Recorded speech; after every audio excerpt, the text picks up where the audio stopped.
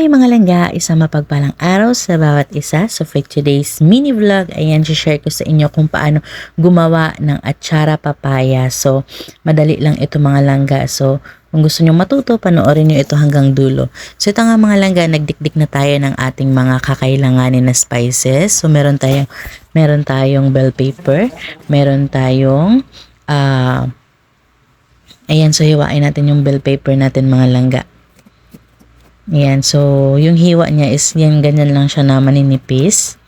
Ayan, so pwede din ito, bumili kayo ng bell pepper na green para maganda yung kalabasan ng ating atsara. So dahil wala kaming available na bell pepper na green, so ang ginamit namin is yung ceiling green. Tapos ngayon naman ay hiwain na natin yung ating carrots. So same lang din sa paghiwa natin doon sa ating bell pepper. Ganyan lang siya pagkahiwa mga langga. Yung parang siyang pang pansit style. Ayan. So ito na nga mga langga, alam nyo ba na yun nga sa province namin mga langga, talagang isa ito sa pinaka best pinakasikat doon na panghimagas. Ayan, so yung ating papaya kanina ay nilagyan natin ng tubig. Ayan, binabad natin, tapos kailangan lang natin pigain yung ating papaya. So yung papaya natin mga langga ay kailangan nakaano yan siya, yung ganyan kaliliit. Ginamitan namin yan yung pang sa cheese. Tapos ito na nga mga langga, naghiwa na tayo ng ating luya. So lahat ng spices na kailangan natin mga langga, same lang sa hiwa doon sa ating luya. Ayan, so katulad nga na sinabi ko kanina, wala kaming available na bell pepper, kaya ang ginamit namin ay ceiling green. So ito naman, maghiwa naman tayo ng ating bawang. So ayan, katulad lang din kanina sa ating mga bell pepper, yung pagkahiwa sa ating bawang. So kailangan lahat siya mga langga patayo yung kanyang hiwa, pati yung ating sibuyas. So yan na nga yung ating mga spices. So ito na nga mga langga, dito na tayo sa ating kawali. Ayan, naglagay na tayo ng suka. Ayan, 2 baso ata ng suka yung nilagay namin. Tapos maglalagay na tayo ng sugar.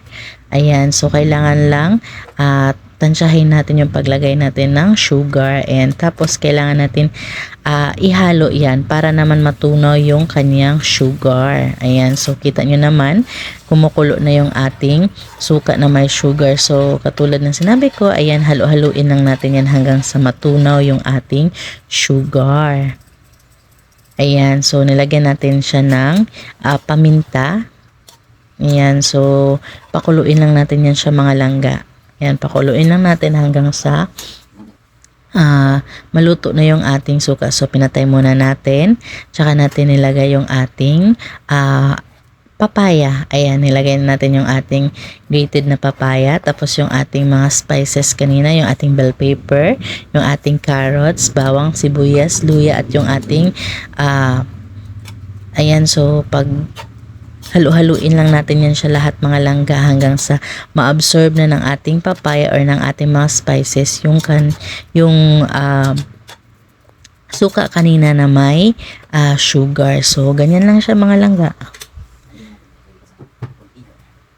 Ayan, so yun na nga mga langga, ito nga sinasabi ko nga sa inyo kanina na ito ay talagang wow ka talaga sa sarap nito, kasi healthy na yung dessert mo. Ayan, so hindi mo na kailangan gumastos pa ng So ito na nga mga langga, nilagay na nga natin dyan sa ating lagayan kasi bebenta natin yung atsara natin. Ayan, so inayos-ayos lang namin yan mga langga para magkasya lahat. Ayan, so yun nga mga langga, syempre kahit nasa lang tayo, ay kailangan din natin magkaroon ng iba pang pagkakakitaan, diba? Bukod sa ating social media account, so kailangan din natin talagang gumawa ng iba pang pagkakakitaan. So ito na nga mga langga, ayan na ang ating atsarang papaya.